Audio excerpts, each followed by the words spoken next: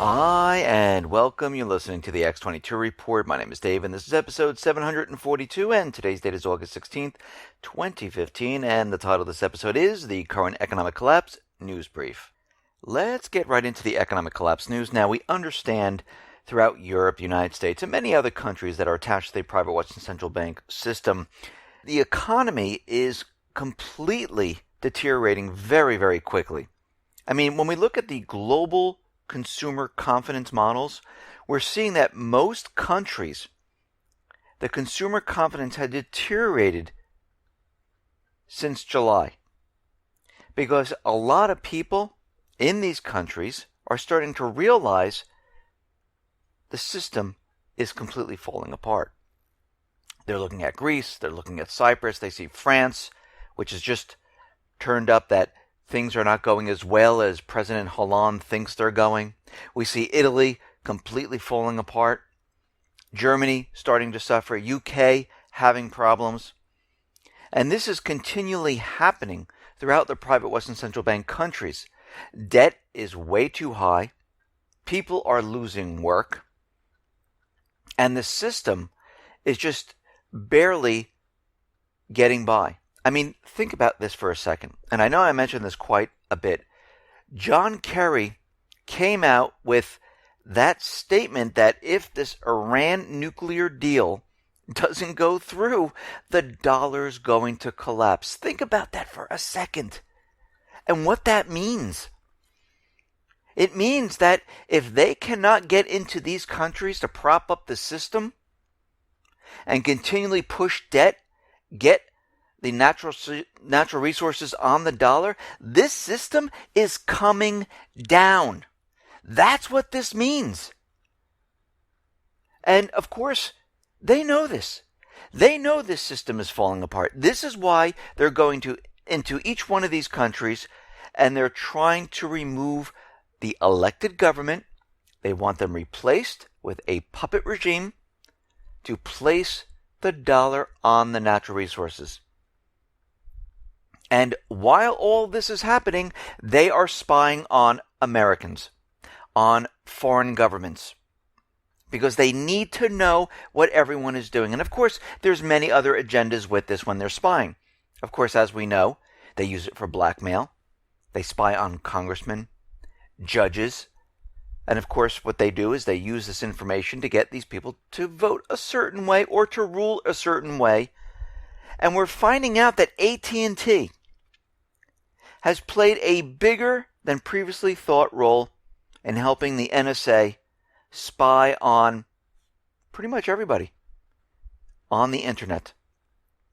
Edward Snowden revealed from his reports, from his leaked documents from 2003 to 2013, that, AT&T was basically a participant with the NSA. They had a relationship. And the New York Times basically broke the case. And AT&T is basically spying on billions of emails that landed in the domestic networks. The documents explain that the telecom giant was able to deliver under various legal loopholes, international and foreign-to-foreign internet communications, even if they passed through networks located in the U.S. Now, to show how big this network was and how involved AT&T was, the files that were released showed that in at least 17 of the major U.S. internet hubs, surveillance equipment was set up. And it's larger than what Verizon did. So this is a very big deal. And this is why each and every one of us needs to protect our information. Think about this. They set this up. They're intercepting information. This is why encryption is so important. To keep your private information private. So even if they did pick it up, they couldn't read it. This is why you need to use like Start Page, which is a search type of page which allows you to basically search anonymously. You can use proxy servers to make it seem like your location is from someplace else. You can use a sleeve to put your phone into to stop them from tracking you. There's one from pocketpocket.com, which has different types of metal, silver, copper, all interwoven into a fabric. It blocks the signal. Actually, it has an additional health benefit. It blocks the radiation when you're talking on your phone. But they also make these sleeves to block your signal from your credit card. So if somebody's walking by, they can't steal your information. They also make it for your driver's license because, as we know, coming up very soon, DHS wants all states to comply with the new Real ID driver's license, which basically has an RFID chip. It has a barcode on it. It has all your information, which is then uploaded to a central database. Putting this into the sleeves blocks the signal so they can't track you. And everyone needs to start doing this on their own because, again, the Constitution, the Bill of Rights, allows us to be private without the government spying on us. This is why we have the Fourth Amendment. Because the government has to prove why they need the information.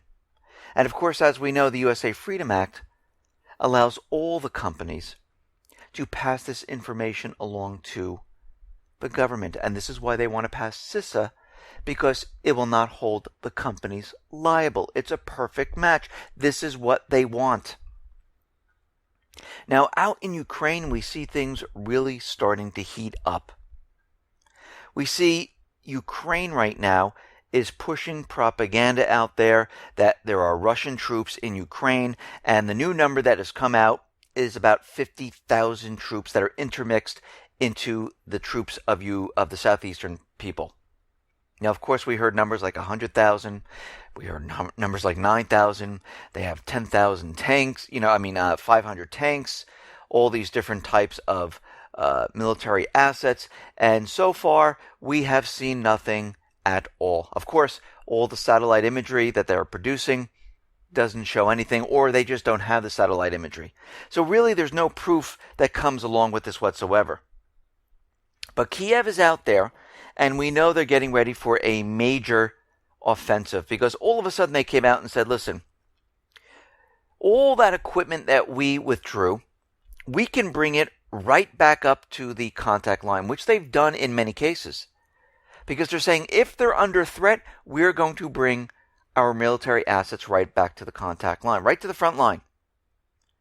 And they're saying they fulfilled the Minsk agreements. It's the southeastern people who are not. And it looks like the southeastern people are causing problems and violating the agreement. So they're already starting with the propaganda. And we're starting to see that they're pushing this propaganda to get something started. Right now, Kiev has their forces on high alert, high combat alert, and they're looking to provoke the southeastern people. They're continually doing this by shelling them. And it will not end, and it seems like every single day they're pushing a little bit more. Because they need to get this war started. Libya right now, since the peace talks have broken down, they're calling on the world powers to unite and help out in Libya to fight the Islamic State. They have a special meeting coming up this week. And we know what's happening here. These countries in the Middle East, the United States government central bankers are losing control. The people are rising up.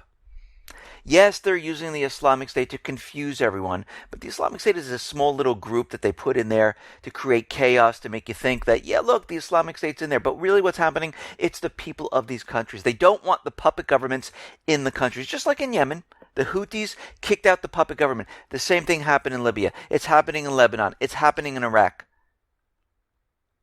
And right now, Libya's government is saying, okay, peace talks have broken down. We need to go in there and restore the puppet government. This is what is happening. The ceasefire in Syria is completely over right now. Actually, there were a lot of violations and the fighting has resumed in Syria. And we understand that the United States government central bankers, Turkey, the coalition forces, they want to set up these Islamic State free zone, the buffer zones. And we know they're going to do it, even though the United States is continually denying it. We know eventually what they're doing is they're splitting Syria apart right now with the buffer zone so they can bring in ground troops to show that this is not part of Syria anymore. Basically, what's happening in these areas, they are going to use the Turkish lira. They're getting rid of the Syrian pound and they're bringing in the Turkish lira. So any place the rebels have basically captured those areas, they no longer are going to use the Syrian currency. They're going to be using the Turkish currency. And we see right now that there are a lot of businesses that are using this because they're spreading it out. And pretty soon what they can say is, okay, this entire area is no longer part of Syria. It's part of Turkey. Or it's a peace-safe area where nobody has control over it, but we can bring troops into this area because it's not part of Syria. This is what's happening right now. Now, we understand that Putin is trying to broker some type of peace deal. This is why we hear rumors and talks about Putin not supporting Assad. Now, Putin knows what's going on here. He does not agree with the United States. He understands they want Assad to step down. I mean, this is the goal since the beginning. And he knows that Syria cannot be broken apart. He knows this cannot happen because it will not benefit Russia. So he's trying to broker a deal with Saudi Arabia and other countries to say, listen, we can work something out here. And he understands he does not want a divided Syria. Now, the only sticking point that is left is Assad. What did they do with him? And Assad is an ally to Putin.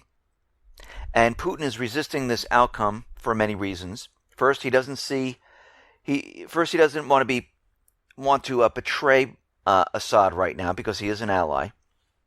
It will hurt his reputation if he does do this. And basically, he can't allow himself to comply with a regime change doctrine because that's against international law. Putin wants to preserve the government institutions, including the Syrian army, to avoid another Iraq, because he knows what will happen there. So right now, what he's trying to do is he's trying to have both sides agree on something in the middle. But of course, the United States government central bankers, they don't want this. They want the whole country. You have to understand, these central bankers, they don't want bits and pieces. They want to control the entire country. They want the port. They want all of the land in between. They want the natural resources. They want to run the pipeline through. And this is the main problem. But he's trying to calm the situation down. So right now, the only glitch to the plan is that Putin must move very fast because Washington is getting ready for war. Turkey already has tanks loaded with troops. They've already been trained. They're crossing into Syria right now. And they're expected to clear and capture territories within Syria. And Putin knows it's a matter of time before this thing goes full scale. This is what he stopped back in 2013. And this is why we see this huge ramp up. And we see right now that Syria is saying that they will not bargain on any of this. Assad is not stepping down. And this is why we're going to see something even bigger occur coming down the line, because they're preparing for war, just like in Ukraine. We can see it all happening right in front of us. And we have to remember, this whole thing is going to be a complete disaster. This will start World War III one way or another, because Russia will be sucked into it. China will be sucked into it. And again, Russia and China, they're not Yemen. They're not Iraq.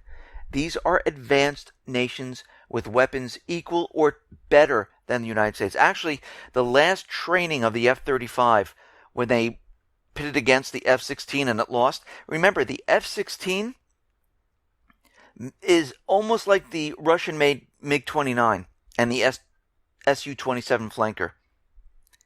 And the F-35 couldn't beat the F-16 in a dogfight. This is going to be a problem. And we know the F-35 is basically a lemon. It's a lot of money, but it's a complete lemon. And We understand Russia and China, they have nuclear weapons. This is not going to be, oh, let's send a couple troops in there, it's all going to be over in a day. This will go nuclear eventually. And again, you have to remember the United States government central bankers, they don't care. They're prepared in their bunkers. They realize the system's dying. John Kerry already told us. He let it slip out. And we can see from all the economic indicators that we've been looking at, it is falling apart. They can't stop it. It's accelerating. And this is why there's this big push for war right now. This is why everyone needs to be prepared and ready. Just like with the people in Greece, they were prepared and ready. We need to be prepared and ready. And yes, this entire system will come down one way or another. It's either going to be controlled by the central bankers the way they want it, or there's going to be some type of black swan which will trigger a complete collapse, and they will not be able to save it.